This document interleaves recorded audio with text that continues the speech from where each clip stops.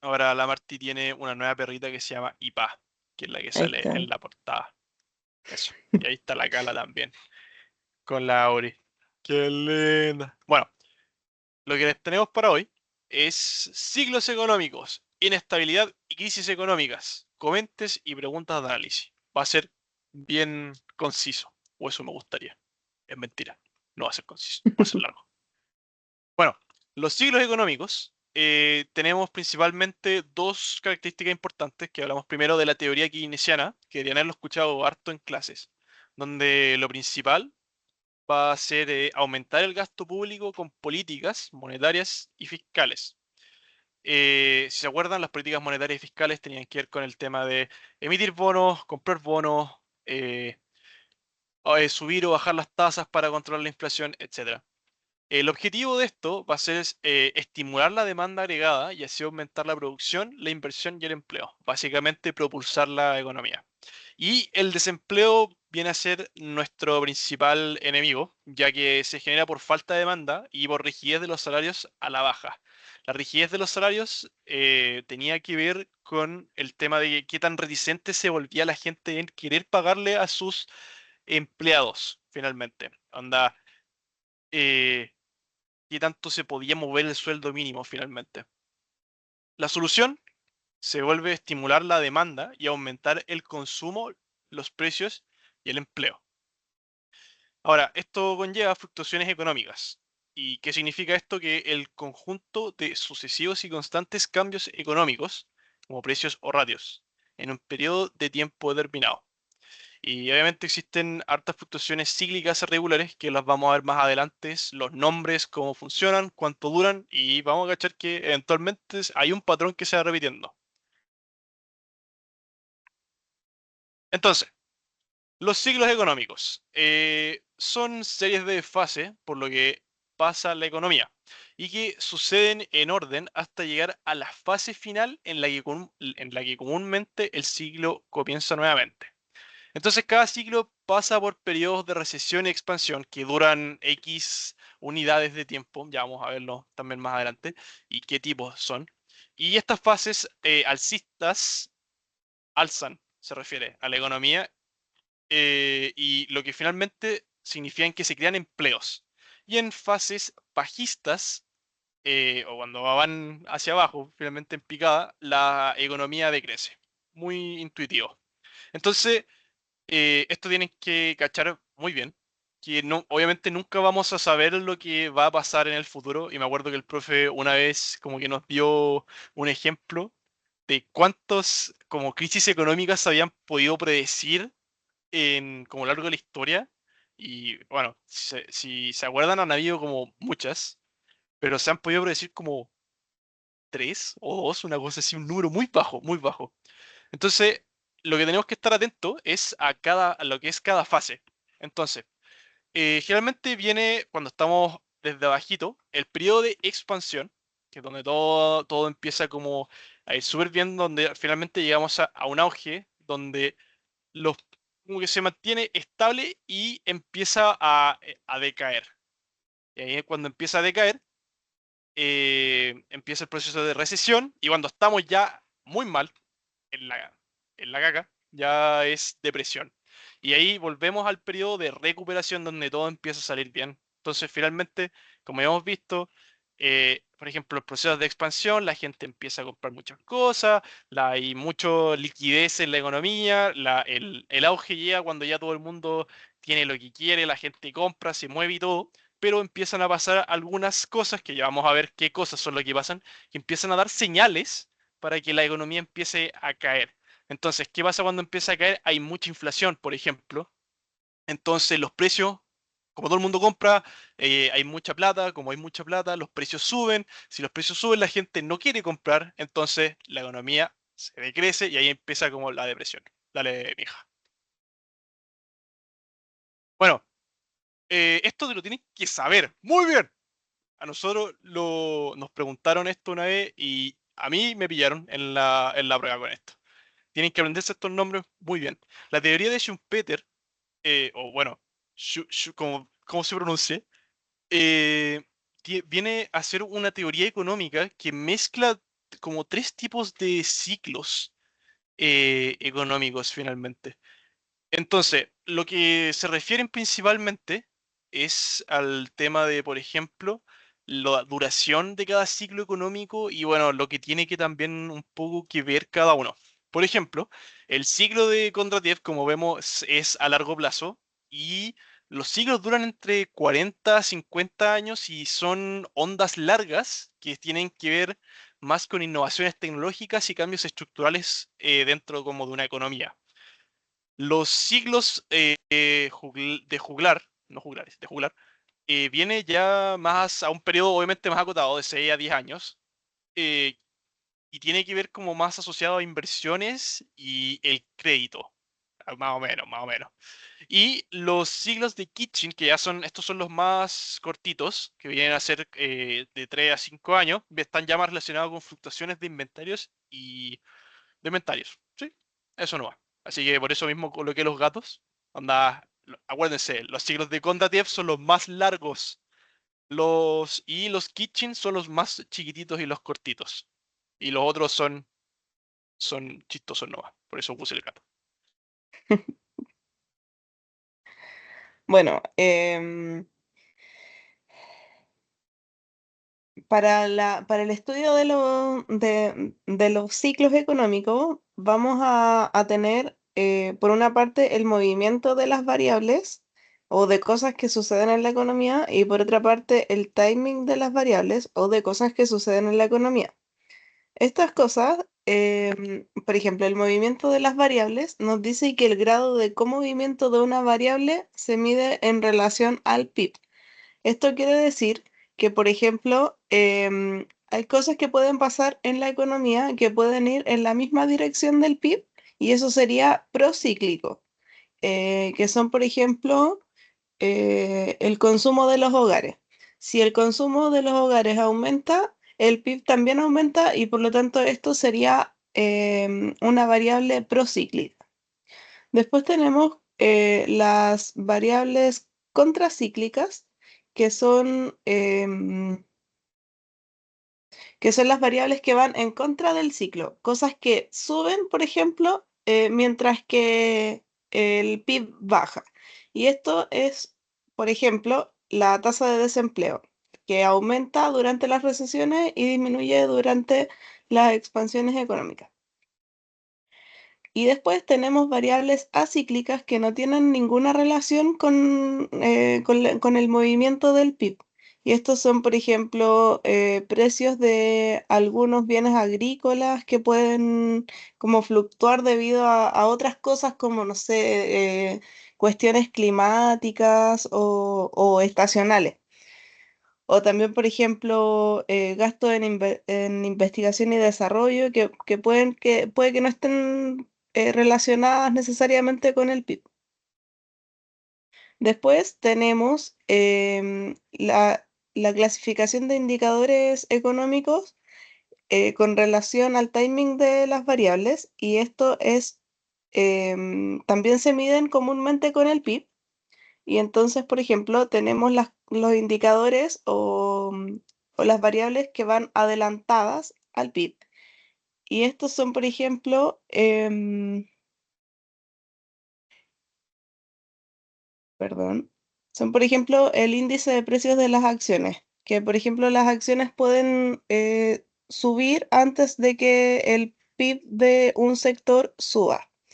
Después también tenemos los indicadores coincidentes que se mueven al mismo tiempo que la economía y que obviamente el PIB.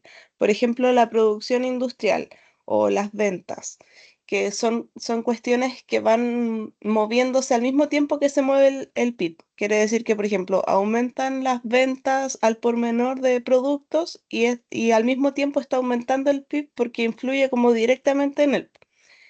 Y después, por último, tenemos los indicadores atrasados o rezagados que muestran sus cambios después de que la economía ya ha cambiado, como por ejemplo la tasa de desempleo.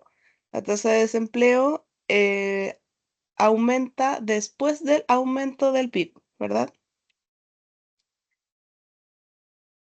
Ahí.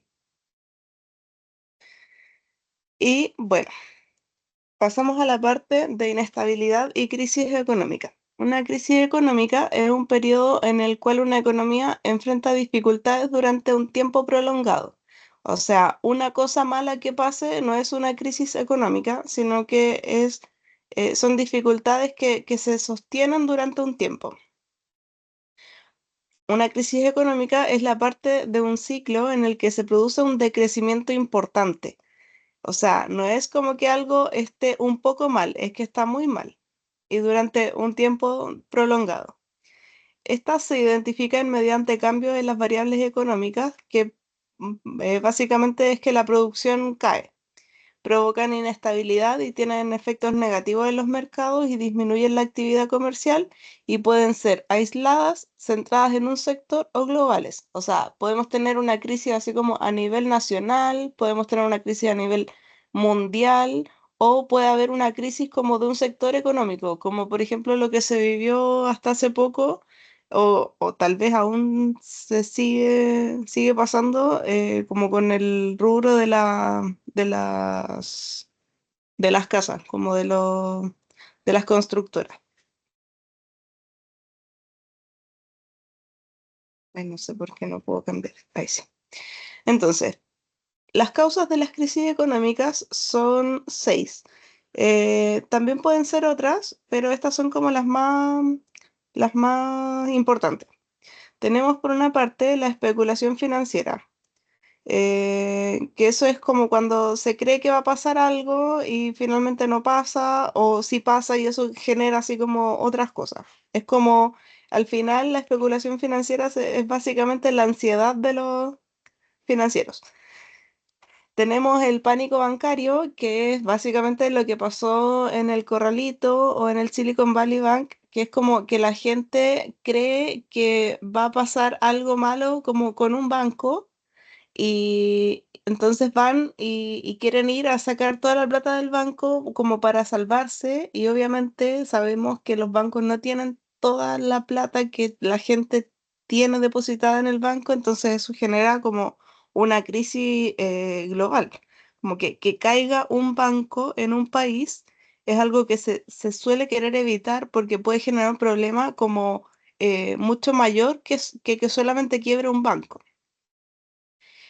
Por otra parte, otra causa serían las importantes fluctuaciones de tipos de interés, que eso también, por ejemplo, se explica con el tema de la crisis de las inmobiliarias, porque, por ejemplo, cuando sube la tasa de interés de los bancos, la gente deja de querer endeudarse y por ende esto afecta afectó directamente al rubro de las inmobiliarias, haciendo que ellas ya no tengan demanda. Entonces, eso hace que también como que caiga este mercado y genera una crisis como enfocada en esta área solamente, pero que también tiene repercusiones en otros rubros económicos. Tenemos también como otra causa la mala aplicación de distintas políticas económicas, que podrían ser, por ejemplo, políticas que sean pan para hoy y hambre para mañana, o políticas que finalmente generen problemas o crisis mayores que las que obviamente se buscaban. Por ejemplo, podría ser como lo que sucedió con el tema de los retiros de la AFP o de la entrega de los bonos. Como que eso generó indudablemente para Chile una super ayuda en la época del COVID y posterior, pero también después indudablemente generó problemas serios con respecto a la inflación y todo eso. Ay. Y esto hace que eventualmente podría haber sido una crisis mucho peor que la que se vivió. em, bueno, y eso serían como malas aplicaciones de distintas políticas económicas. Tenemos la devaluación de divisas, que ya sabemos de qué se trata, que es la depreciación, ¿cómo se llamaba eso? Bueno, pero cuando bajaba el valor de la moneda local por instrucción como del gobierno, Y también tenemos la destrucción de puestos de trabajo, que es como, por ejemplo, lo que podría haber sucedido con el tema del cierre de Huachipato. Como que si cerraban una industria tan fuerte en Chile, eso iba a generar mucho, mucho desempleo y eso también podría eventualmente haber desatado como una crisis mucho mayor y por eso es que también el gobierno debe intervenir. Por otra parte, tenemos 6 tipos de crisis económicas, que son la financiera, que son básicamente los mercados, de los mercados financieros como de lo que sucede en la bolsa. Tenemos crisis de deuda, donde los países no tienen cómo pagar sus deudas. Tenemos de burbuja económica, que es cuando hay como un aumento indiscriminado y un poco como artificial de los precios de algo. Em, de balanza de pagos, que es como cuando los países no tienen suficientes divisas para pagar sus deudas. De tipo cambiaria, que es cuando la moneda está devaluada y depreciada y de tipo bancaria, que es como, por lo general suele ser como una primera crisis que va a desatar sí o sí otras crisis, otros tipos de crisis dentro de una sola, que es como lo que les comentaba con lo del Silicon Valley Bank. Como que siempre una crisis de tipo o sea, perdón, bancaria va a generar otros tipos de crisis. Entonces, por eso se va a tratar de evitar siempre que, aunque sea un banco como privado, que no quiebre.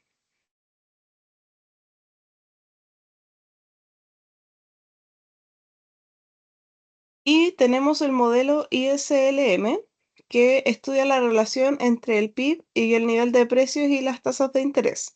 Esto hay que considerar que es cuando los precios son rígidos y no hay inflación. Entonces acá, no sé si se ve, pero tenemos la tasa de interés R en el eje Y y tenemos el PIB en el eje X y tenemos la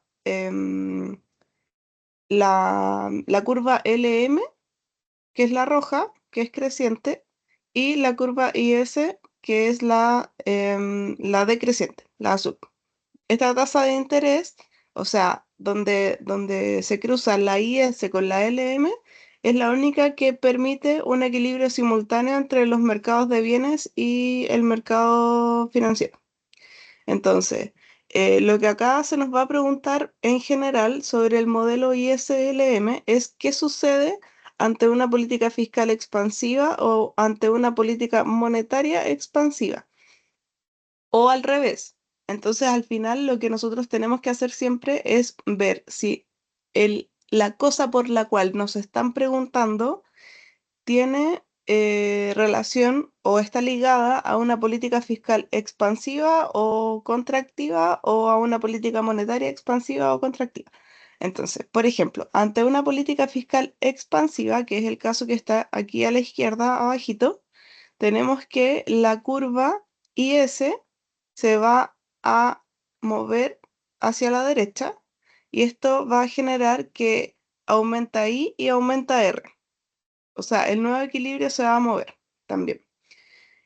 Y ante una política monetaria expansiva, vamos a tener que la curva LM es la que se desplaza hacia la derecha y esto hace que R baje y que I o el PIB crezca.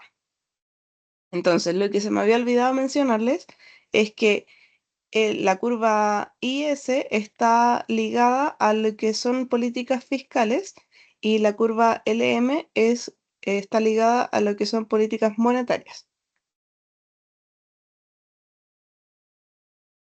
Ya. ¿Se acuerdan cuando les dije que quería explicar cómo funcionan los ciclos económicos? Funcionan casi que en base a la teoría de Minsky. Realmente, para terminar, me refería a que las semillas de la próxima crisis se plantan en épocas de bonanza. Eso es como, de forma general, lo que dice la teoría de Minsky. ¿Qué significa esto? En la primera etapa, los bancos y prestamistas son cautelosos. Es decir, por ejemplo, no le pasan, ¿cómo se llama esto? no le dan préstamos a todo el mundo, siempre es como a gente que, por ejemplo, tenga un alto ingreso económico, le miran todo el historial y son bien precavidos en a quién, cómo y cuándo. Luego, cuando ya está todo más o menos bien, la gente, la economía está de pana, empieza la segunda etapa. Los bancos empiezan a dar préstamos de los que solamente se pueden pagar a la gente que solamente puede pagar los intereses. La que ya, por ejemplo, no es ya eh, por ejemplo, eh, como empresarios, ¿cachai? Sino que empieza a ser ahora como gente normal, por así decirse, ya lo empieza a generalizar más. En la tercera etapa, ya los bancos empiezan a darle préstamos incluso a la gente que no pueden pagar. Al trabajador de pobre que quiere comprarse una casa, le dice, sí, sí, venga para acá, no. Mire, yo le tengo esta hipoteca con así una tasa muy buena, a 70 años para que la pague. Y ahí, en ese momento es cuando se produce el momento Minsky, que ya es cuando la economía realmente empieza a colapsar o está a punto de colapsar. Entonces, y ahí nuevamente eh, queda la embarrada y parte como el tema de la recesión y la depresión. Bueno, todo esto como que ocurre dentro del periodo de recesión. Y el momento Minsky ya es cuando se podría decir que parte como la depresión. Y ahí vuelve, cuando se restablece la economía y se vuelve a recuperar, parten de nuevo con la primera etapa, donde los bancos vuelven a ser eh, como cautelosos. ¿Y por qué pasa todo esto, este siglo? Porque la gente se confía. Y eso es lo que tienen que acordarse con todo. La teoría de Minsky significa que la gente se confía de que todo va a estar bien, pero no está todo bien. Así que sin más que agregar, ¡vamos a los comentes! Ujú. ¡Comenta uno! Ya, comenta uno. Los pedidos de bienes durables como refrigeradores, autos, computadores y otros caen notoriamente las semanas previas a una crisis económica. ¿Cómo clasificaría usted esta variable en relación al PIB en términos de su comovimiento y su timing? Entonces, en términos del comovimiento, como vimos, esto tenemos que analizar así como si van en la misma dirección que el PIB, o sea, que si los bienes de los pedidos de bienes durables aumentan, no, perdón, caen las semanas previas a una crisis económica, ¿cómo se mueve esto con relación al PIB? Y en este sentido, tenemos que los bienes durables se correlacionan positivamente con el crecimiento del PIB o el crecimiento económico, o sea que es una variable procíclica. O sea, si la economía está en alza, las perspectivas son positivas y las empresas tienden a consumir más estos bienes. Y mientras que si la economía está así como a la baja, eh, los pedidos van a caer. Y por otra parte, sobre el timing, em, los pedidos de bienes durables van a actuar como indicadores adelantados, que son, porque básicamente lo dice el enunciado. O sea, los pedidos caen las semanas previas a una crisis económica. En una crisis económica, el PIB va a caer también, pero los pedidos de bienes durables van a caer antes que caiga el PIB.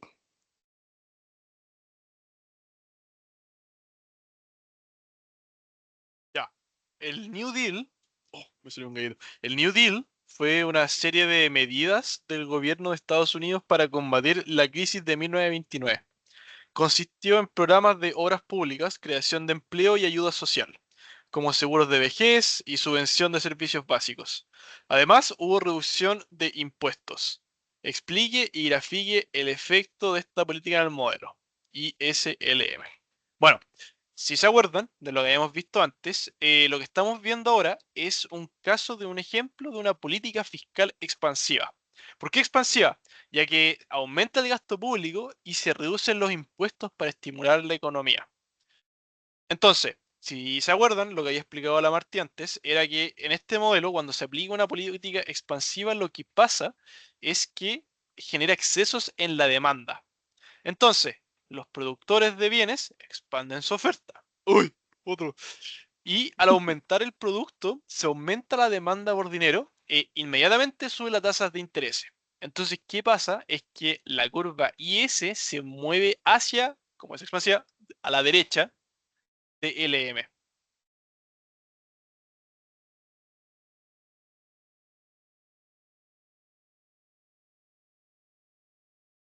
Ah, con respecto al anterior, ojo que la pregunta dice grafique, así que si es que les dice grafique en la prueba, tienen que graficar así como obligatoriamente, por favor. Ya. Y respecto del comente 3, nos dice, una crisis de balanza de pagos es una situación en la que se produce un incremento desmedido o descontrolado del precio de un bien y que además tiene como principal origen el fenómeno de la especulación. Entonces, este comente es falso por donde se le mire y tenemos dos opciones de cómo justificarlo. Yo recuerdo que en la prueba o en el control que nos hicieron con esta pregunta, yo puse los dos. Puse así como las dos justificaciones. La primera es que una crisis de balanza de pagos corresponde a un fenómeno macroeconómico que tiene lugar cuando, cuando un país no tiene las suficientes reservas para pagar sus deudas, ¿ya? Entonces, esto produce distorsiones en las decisiones de las políticas monetarias y fiscales y eso va a tener efectos como en la economía, que es lo que explicamos sobre la crisis de balanza de pagos. Ahora, esto que nos explican acá sobre sobre que es una situación en la que se produce un incremento desmedido o descontrolado del precio de un bien y que además tiene como principal origen el fenómeno de la especulación, me suena, y espero que a ustedes también les suene, a una crisis de tipo, que no me acuerdo cómo se llamaba la otra, Mombi. ¿La Em, de deuda? O perdón. no, la de cuando suben las cosas, de burbuja económica. Eso. Ah, La crisis de burbuja sorry, me volé. económica.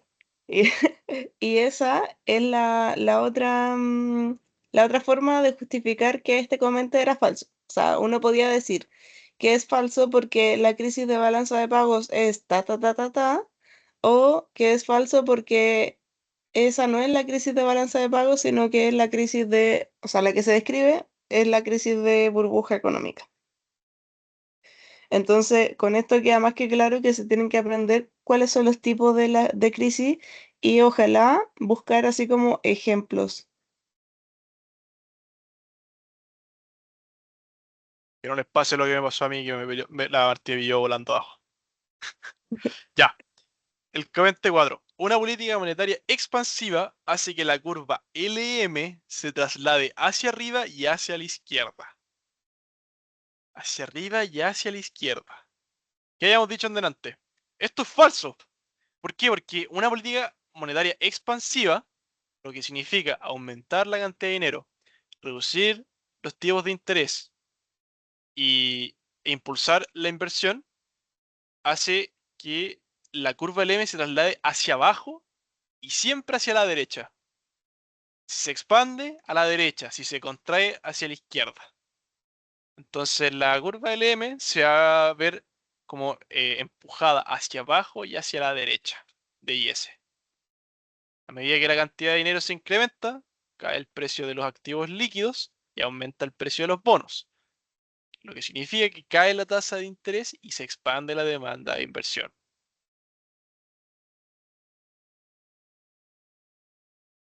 Ya, y ahora el comentario propuesto. Dice, según la teoría de Minsky, explique cuál es la responsabilidad de los bancos y los otros agentes económicos en las crisis económicas. Además, señale el rol que cumplen las expectativas futuras. Y eso está así como facilísimo porque Mombi no pudo explicar mejor la teoría de Minsky. Así que esperamos puras patas de la suerte para todos en este comentario.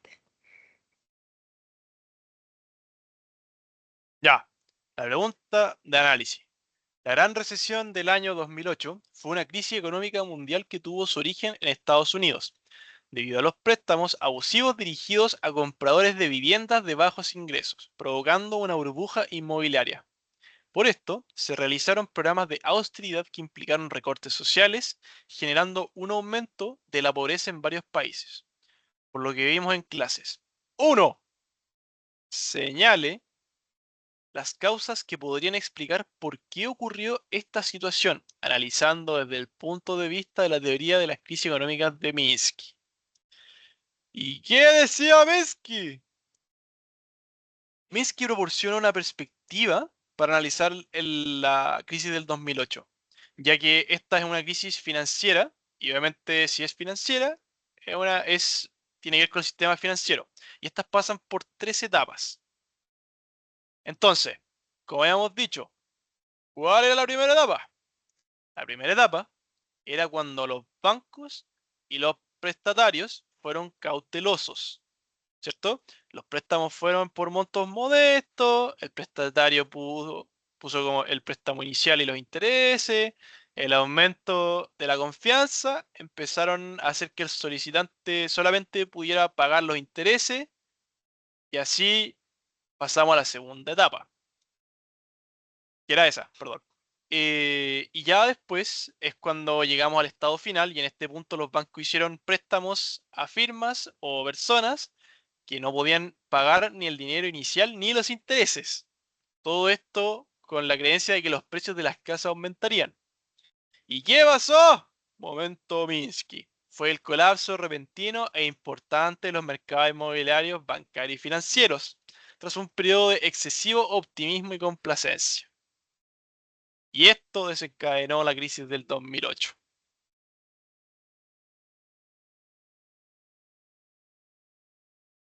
Ya, pregunta de análisis 2.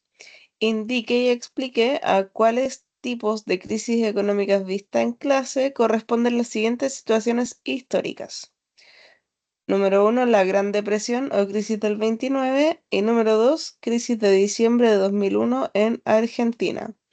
Respecto de la crisis de diciembre de 2001 en Argentina, creo que el profe les mandó un video de un documental, así que si se los mandó, yo lo vería porque puede que pregunte cosas sobre eso. Y además que es un temazo. No, no van a perder su tiempo viendo documentales de eso. Eso como a modo de comentario. Ahora, la Gran Depresión em, es una crisis de tipo financiera y bancaria. Y también podría ser de burbuja especulativa, ya que ya que esta crisis se originó en el mercado de valores, donde se había desarrollado una burbuja especulativa con precios de las acciones inflados artificialmente. La especulación excesiva y la sobrecompra de acciones llevaron a un colapso abrupto en el mercado de valores, provocando una cascada de eventos que incluyeron la quiebra de numerosos inversores, bancos y empresas. Y esto resulta en una profunda crisis como a nivel global del país y del mundo. Y después, con respecto a la crisis de 2001 en Argentina, esta fue una crisis bancaria de deuda y de balanza de pagos. Lo que sucedió fue que en los 90 Argentina acumuló una gran cantidad de deuda externa como resultado de políticas de endeudamiento, por lo que debía asumir una enorme carga de deuda en moneda extranjera. En diciembre de 2001 se declaró en default. Esto significa que no podía cumplir con el pago de sus obligaciones con el extranjero y, entre otras cosas, por no tener suficientes reservas de dólares a causa de la ley de convertibilidad. em, no podían pagar sus cosas, sus deudas así como en el extranjero, po. Además, la crisis bancaria se mostró con el famoso corralito, donde lo que era una serie de restricciones bancarias que impuso el gobierno para evitar la fuga de depósitos bancarios. Esto quería decir que, por ejemplo, como había habido una ley de convertibilidad donde en Argentina un peso argentino era igual a un dólar, salió este ministro de Economía a decir su frase famosa de que el que depositó en dólares saca dólares y el que depositó en pesos saca pesos y quedó en en palabras simples, tremenda cagada, porque la gente dijo, oh, ¿qué voy a hacer ahora? Porque no voy a poder sacar mi plata, o me van a obligar a sacar pesos argentinos y eso no me va a servir. Entonces toda la gente se fue, onda, literalmente corriendo a los bancos a sacar su plata y les pusieron restricciones para sacar su plata. Entonces, eso, además de generar como una crisis económica y todo lo que ya sabemos, como económicamente también generó una crisis social de grandes proporciones en Argentina. Que eso también estoy segura que lo van a ver en el documental que espero que vean o que ya hayan visto. Y Y chan chan. creo que eso era. Ah, Así que eso pues chiquillos. Ojalá que les vaya muy bien. Ánimo con la semana. Nosotros estamos cansados, nos vamos a dormir, ¿sí o no? totalmente. Así que cuídense Si mucho. tienen dudas nos pueden preguntar y eso pues, queda poquito de semestre, así que aprovechen. Sí, y se viene la prueba 2. Así que si no les fue bien en la prueba 1, momento de salvar en la prueba 2. Ya, ahí nos vemos. Chao chiquillos. Chao, Cuídense. chao.